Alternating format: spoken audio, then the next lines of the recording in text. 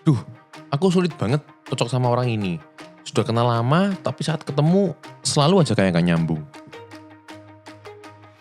Mutusin mau makan di mana aja banyak banget pertimbangannya. Sebel aku sama orang ini. Ngerjain sesuatu selalu ngasal. Gak ada pikir jangka panjangnya apa ya? Pernah muncul pikiran-pikiran seperti itu terhadap orang lain? Buku ini buat kalian. Cara memahami orang yang tidak bisa dipahami. Kadang termasuk diri sendiri. 4 kategori perilaku manusia.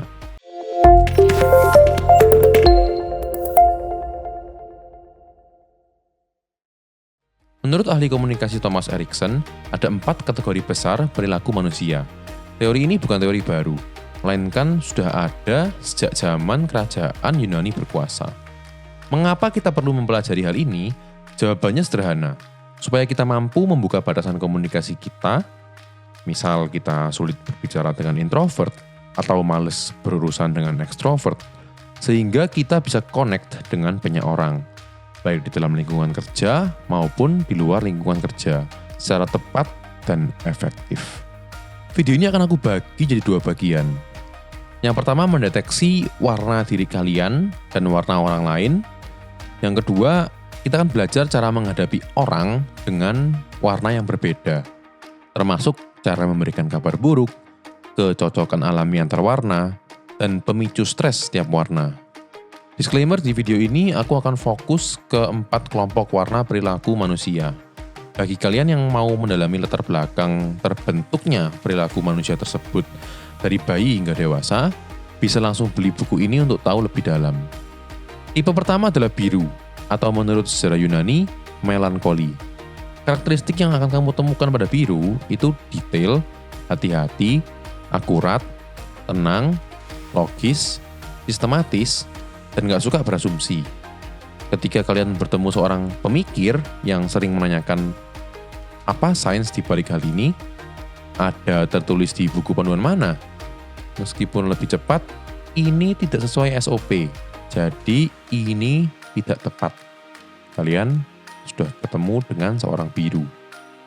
Tokoh biru contohnya Albert Einstein dan Bill Gates, di mana kedua orang tersebut tajam, terukur, dan fokus ke detail.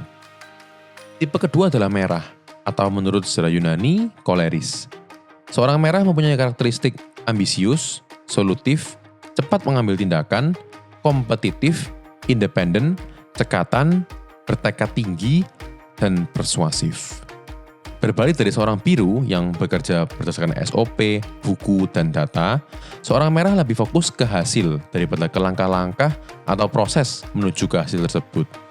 Di saat biru mementingkan ketepatan, merah memprioritaskan kecepatan. Contoh tokoh merah adalah Mother Teresa, yang dimana ia berambisi besar, tidak mudah goyah ketika bertemu hambatan. Tipe ketiga adalah kuning, atau menurut sejarah Yunani, sanguin. Seorang kuning mempunyai ciri khas antusias, populer, karismatik, inspirasional, optimis, kreatif, dan fleksibel.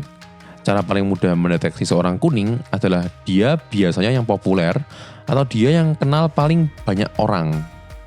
Ketika merah bertanya apa yang harus dilakukan, biru bertanya bagaimana hal itu seharusnya dilakukan, kuning sangat ingin tahu siapa yang akan melakukan hal tersebut.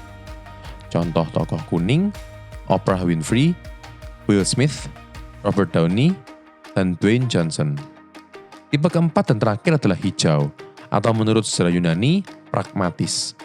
Seorang hijau mempunyai ciri khas ramah, sopan, tenang, stabil, sabar, pendengar yang baik, mudah diprediksi, dan seorang team player sejati. Seorang hijau adalah seorang yang paling tidak menikmati suasana baru atau lingkungan yang dinamis. Ia menghindari gesekan, perubahan, dan tidak suka spotlight. Ketika merah bertanya apa, biru bertanya bagaimana, kuning bertanya siapa, hijau bertanya mengapa hal ini harus benar-benar diubah. Karena hijau secara alami mendambakan stabilitas dan ketenangan.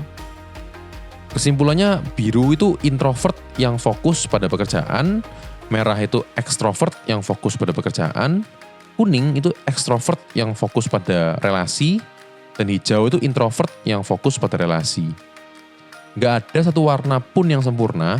Berikutnya kita akan bahas kelebihan dan kekurangan masing-masing kelompok warna. Biru. Kelebihannya tenang, nggak mudah terdistraksi, dan detail. Kekurangannya kadang bisa jadi terlalu berprasangka buruk pada orang lain tanpa sebab yang jelas. Merah, positifnya pemimpin alami dan cepat. Negatifnya gila hormat atau gila kuasa, dan kadang terlalu otoriter atau mengeksploitasi orang lain secara berlebihan. Kuning positifnya kreatif dan inspiratif. Kekurangannya kurang implementatif dan terkadang terlalu mengandai-andai atau kurang tajam. Hijau positifnya stabil dan patuh. Negatifnya kadang kurang tegas dalam membuat keputusan. Berikutnya kita ke bagian kedua, yaitu cara efektif untuk menghadapi setiap warna. Menghadapi si alfa. Ketika berkomunikasi dengan seorang merah, pastikan fokus pada eksekusi, kecepatan, dan hal-hal yang sifatnya garis besar atau helicopter view. Seorang merah nggak suka adanya alasan atau pertimbangan, detail-detail kecil, penjelasan yang terlalu panjang, dan basa-basi. Yang kedua, menghadapi si kreatif. Buat sebisa mungkin lingkungan yang santai dan banyak bahan untuk tersenyum dan tertawa, serta bicarakan ide-ide masa depan yang besar dan bombastis. Ketika percakapan sudah berjalan dan ide-ide mengalir, saring, lalu fokuslah ke realisasi dan implementasi agar ide-ide cemerlang dan inspirasional di atas bisa berbuah hasil. Yang ketiga, menghadapi si ramah. Buatlah struktur, keputusan, dan posisi penugasan terlebih dahulu. Karena hijau mempunyai kelemahan alami, tidak suka memilih dan memutuskan. Sebutkan hal-hal yang akan direncanakan, sehingga seorang hijau tidak merasa kaget atau ada muncul hal-hal yang tidak terprediksi. Pimpin secara aktif semua percakapan, diskusi, pertemuan, atau apapun aktivitas komunikasi yang akan kalian adakan. Biarkan hijau menjadi pendengar yang baik, kelebihan alami mereka. Ingat, prediktabilitas dan stabilitas adalah nilai yang paling ditambahkan seorang hijau. Menghadapi si pemikir. Analisa semua hal secara menyeluruh dan selalu siapkan referensi atau sumber atau latar belakang informasi. Hindari hal-hal yang bersifat imajinasi, ide baru, visi, atau proyeksi dengan jangka waktu terlampau panjang. Fokus pada proses, fakta, detail kecil, dan penjagaan mutu atau kualitas. Setelah paham cara menghadapi setiap kelompok dengan tepat, sekarang kita akan belajar cara, apabila terpaksa, memberitahu kabar buruk atau memberitahu penolakan ke setiap kelompok warna seefektif mungkin. Memberitahu si alfa. Buang jauh-jauh semua basa-basi dan fokus pada contoh-contoh cerita nyata. Memberitahu si kreatif. Berikan pengakuan bahwa kabar buruk ini murni terkait suatu hal atau pekerjaan, bukan terkait seseorang atau relasi. Memberitahu si ramah. Berikan kabar secara selembut dengan pilihan kata-kata sehalus dan sesopan mungkin. Memberitahu si pemikir. Berikan contoh-contoh mendalam, kalau bisa yang tertulis atau yang terdokumentasi. Setelah paham cara menolak atau memberikan kabar kurang mengenakan ke setiap karakteristik, sekarang kita akan belajar dinamika atau kecocokan antar warna yang berbeda-beda ketika mereka berada di dalam satu kelompok. Dinamika yang baik dan ideal adalah keempat warna dalam satu kelompok. Dengan urutan pekerjaan, kuning membuka dengan menghasilkan ide-ide besar, merah memutuskan, hijau mengeksekusi, dan biru mengevaluasi. Sedikit mengingat bagian sebelumnya, kuning adalah ekstrovert dan berbasis relasi antar manusia. Merah adalah ekstrovert dan berbasis tugas. Hijau adalah introvert dan berbasis relasi antar manusia. Dan biru adalah introvert dan berbasis tugas. Kombinasi alami yang tidak banyak bertabrakan adalah kuning dengan merah, sama-sama ekstrovert, dan hijau dengan biru, sama-sama introvert. Penjelasannya, kuning membuat ide, merah memutuskan dan mengeksekusi. Memang rancangan yang akan terjadi tidak setajam biru dan eksekusi tidak serapi hijau, tapi kuning dan merah mempunyai kelebihan kecepatan yang tidak dimiliki kelompok hijau dan biru. Berikutnya hijau dan biru. Biru secara berlahan merencanakan, dan hijau secara alami patuh mengeksekusi sepenuhnya sesuai arahan biru. Walaupun kecepatannya nggak akan secepat merah kuning, kombinasi hijau biru akan menghasilkan ketepatan yang lebih tinggi. Kombinasi berikutnya adalah kombinasi komplementer, yaitu kombinasi yang berseberangan tapi saling melengkapi. Merah biru dan kuning hijau. Pada kombinasi merah biru, biasanya hal yang akan terjadi adalah merah fokus pada hasil akhir, biru fokus pada proses dan data. Merah sebagai pedal gas, dan biru sebagai pedal rem. Pada kombinasi kuning hijau, karena keduanya mempunyai ketertarikan alami pada hubungan antar manusia, biasanya yang akan terjadi adalah hijau secara alami mengalah dan memberikan ruang yang sehat untuk kuning mendominasi dengan ide-ide kreatif.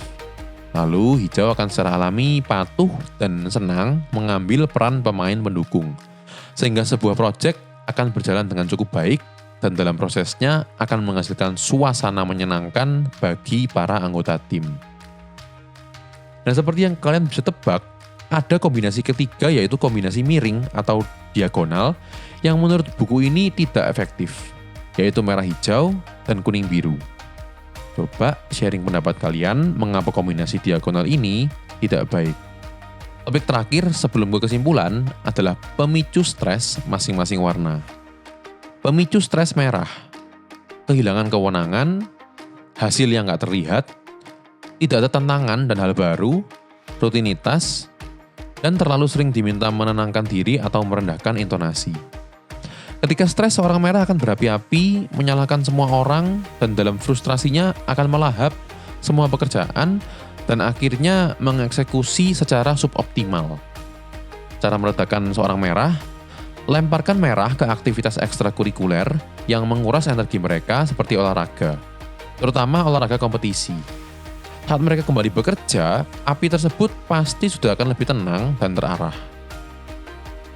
Pemicu stres kuning, isolasi dari anggota tim lain, larangan untuk bercanda, struktur dan SOP yang terlampau kaku, dan teguran di depan umum.